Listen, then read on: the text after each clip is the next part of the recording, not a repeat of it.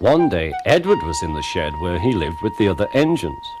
They were all bigger than Edward and boasted about it. "The driver won't choose you again," said Gordon. "He wants strong engines like us."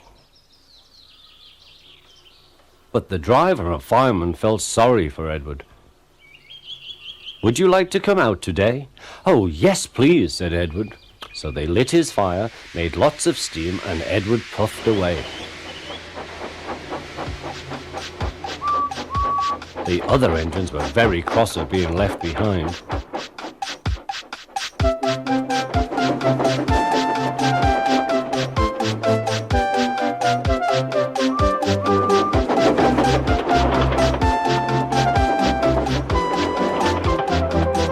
Edward worked hard all day. The coaches thought he was very kind, and the driver was very pleased.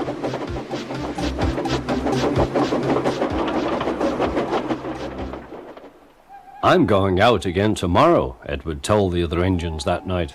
"What do you think of that?" But he didn't hear what they thought, for he was so tired and happy that he fell asleep at once. Next morning, Edward woke up to find nothing had changed. Gordon was still boasting. "You watch me, little Edward, as I rush through with the express. That will be a splendid sight for you. Goodbye, little Edward. Look out for me this afternoon."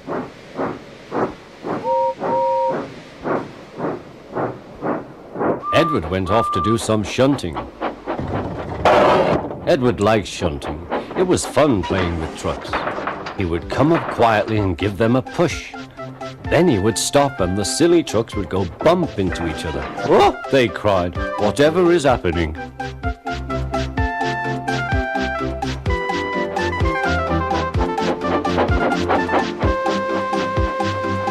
Edward played till there were no more trucks. Then he stopped to rest. Presently he heard a whistle. Gordon was very cross.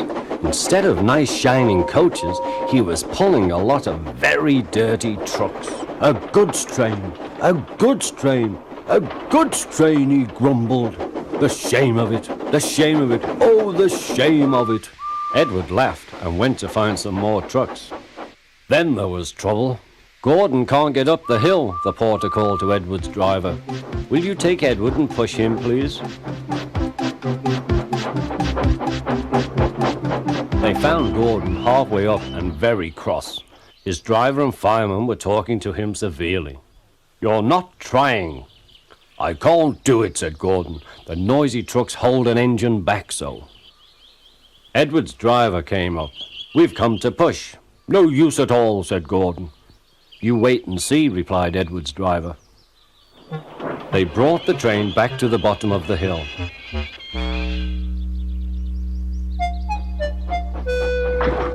"I'm ready," said Edward. "No good," grumbled Gordon. They pulled and pushed as hard as they could.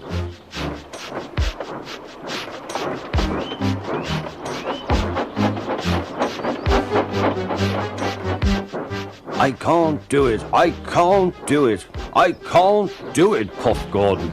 "I will do it, I will do it, I will do it," puffed Edward. Edward pushed and puffed and puffed and pushed as hard as ever he could. And almost before he realized it, Gordon found himself at the top of the hill. "I've done it, I've done it, I've done it," he said proudly. He forgot all about Edward and didn't wait to say thank you. Edward was left out of breath and far behind.